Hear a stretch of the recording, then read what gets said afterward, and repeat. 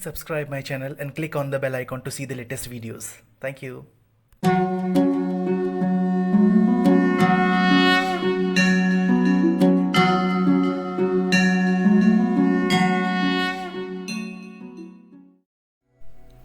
प्रिय श्रोताओं, ये अनमोल वचन मेरे दादाजी परम पूज्य स्वर्गीय श्री विजय बहादुर त्यागी द्वारा लिखे हुए उनके संपूर्ण जीवन के अनुभवों का निचोड़ है, जिसे मैं ज्यों का त्यों आपके सामने प्रस्तुत करने जा रहा हूं। मेरी एक छोटी सी कोशिश अगर किसी एक मनुष्य मात्र के जीवन को भी सुनियोजित कर सकी तो मैं अपने आप को सफल समझूंगा और निश्चय ही मेरे दादाजी की आत्मा को भी अत्यधिक प्रसन्नता होगी।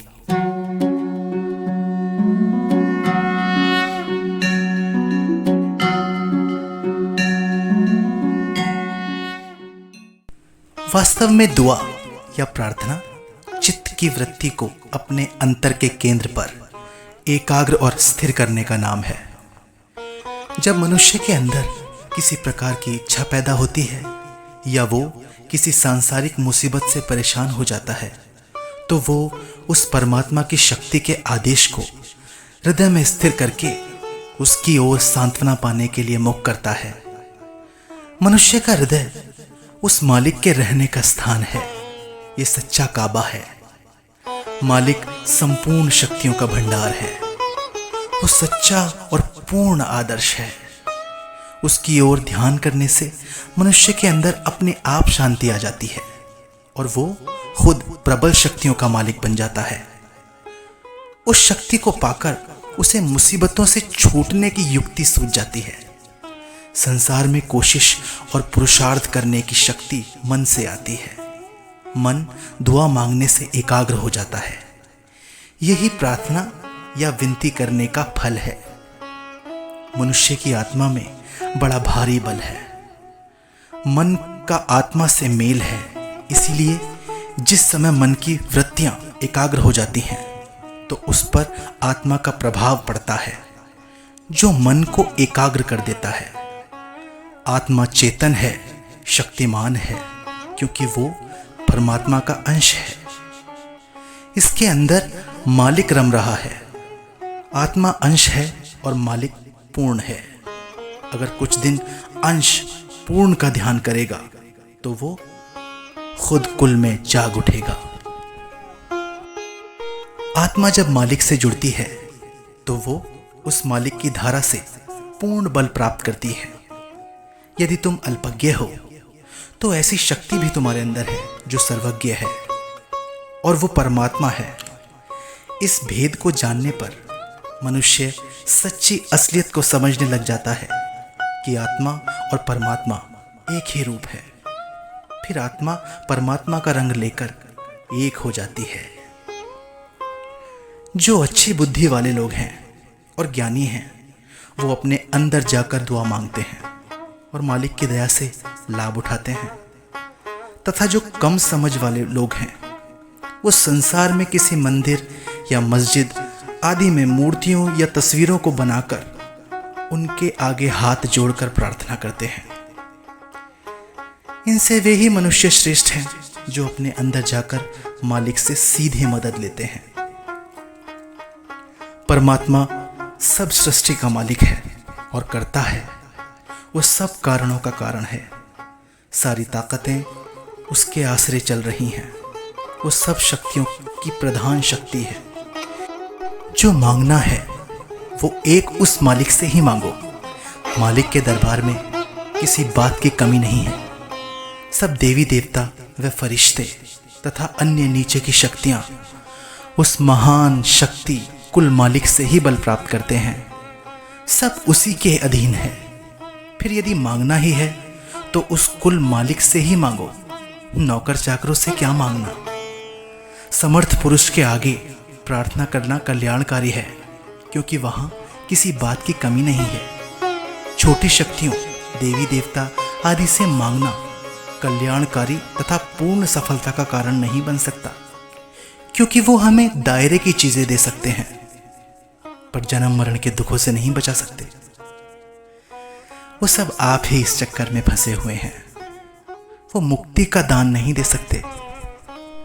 अब मालिक को तो हमने देखा ही नहीं, और जिसको देखा ना हो उसका पक्का भरोसा या विश्वास नहीं होता।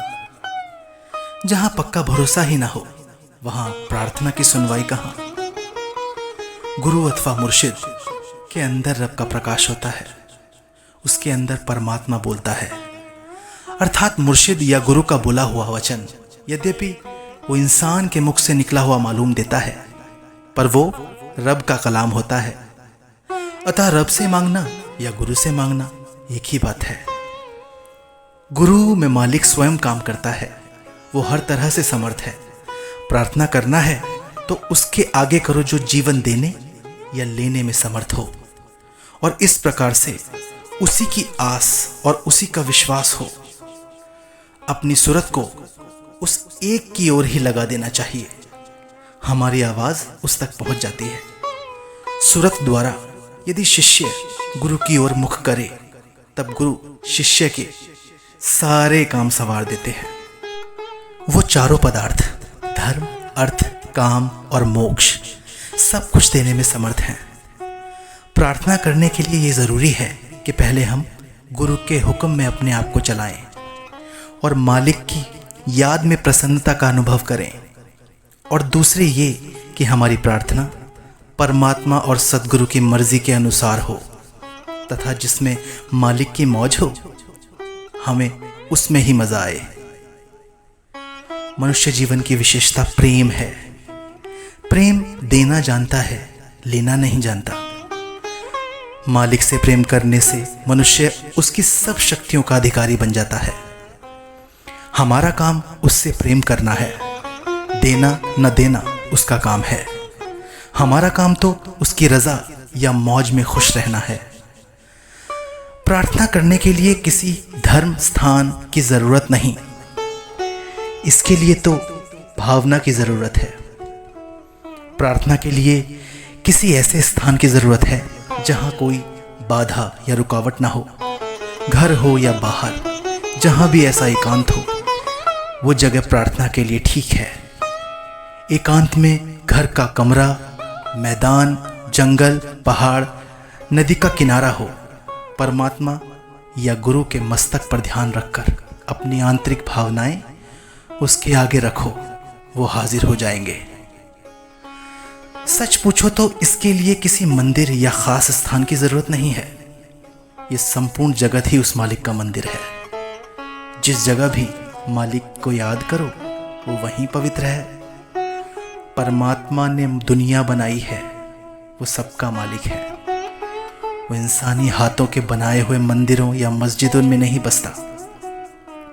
मालिक से प्रार्थना करने के लिए सच्चा स्थान ये शरीर है जिसमें मालिक बस रहा है। इसके अंदर जाकर उस परमात्मा से प्रार्थना करो। प्रार्थना करने के लिए और कहीं जाने की जरूरत नहीं है। जब प्रार्थना करो तो शरीर रूपी कोठरी में घुस जाओ और बाहर के दरवाजे बंद कर लो। अपने अंदर ही उस मालिक के आगे दिल का हाल खोल कर रख दो। वो इस गुप्त स्थान में की गई प्रार्थना को ही सुनेगा और उसका फल देगा।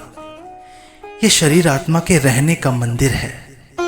इसके द्वार बंद कर देने से बाहर के विचार दूर होकर केवल उस मालिक का विचार होगा।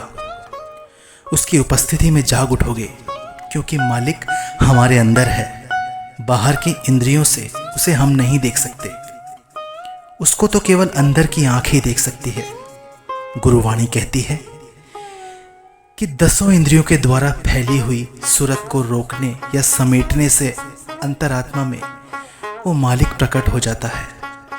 अब सवाल ये है कि जब मालिक या सद्गुरु हमारी सब प्रार्थनाओं को सुनता है और उन्हें स्वीकार करने में समर्थ है, तो हमारी हर प्रार्थना स्वीकार क्यों नहीं करता? इसका उत्तर ये है कि मनुष्य सारी सृष्टि की मशीन का एक पुर्जा है। इसीलिए हमारा संबंध सृष्टि रूपी मशीन के दूसरे पुर्जों के साथ भी है, और हमारी इच्छाओं का संबंध सारी दुनिया के साथ संबंध रखता है।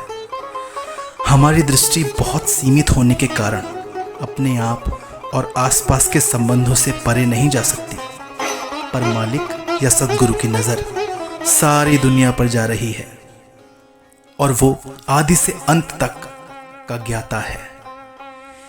इसलिए केवल वो ही प्रार्थना या दुआ स्वीकारता है जो सारी दुनिया के लिए लाभप्रद हो। दूसरी बात यह है कि मनुष्य की बुद्धि इतनी सीमित है कि उसको ये भी पता नहीं कि जो कुछ मांग रहा है उससे आगे चलकर लाभ होगा या हानि। वो केवल सामने के हालात को ही देखता है और आगे के हालात से अनजान है। अपनी बुद्धि से निर्णय करके वो किसी चीज को पाने के लिए प्रार्थना करता है जो कि कई बार उसको उल्टा नुकसान देने वाली होती है। वो जल्दबाजी में मांगे मांगता है और बाद में कई बार अपनी गलती का अनुभव करता है। मालिक या सद्गुरु तो हमारे पिछले, अब के और अगले सारे हालातों को जानता है। इसीलिए प्रार्थना करने पर भी वे चीजें उसे नहीं बख्शता जो उसके लिए हानिकारक हो। कई बार देखा गया है कि एक अनजान भक्त उससे कोई चीज मांगता है जिसमें उसकी असली भलाई नहीं होती, पर उसके हट करने के कारण उसकी मांग को पूरा करने का इकरार करके भी वो मांग पूरी नहीं की जाती। कोई बच्चा माता से जहर मांगे तो माता उसको चाहे दिलासा देने के लिए ऊपर के मन से मान भी जाए, पर उसको जहर कभी नहीं देती, क्योंकि बच्चे की उसमें हानि है जिसे वो अनजान होने के कारण जानता ही नहीं।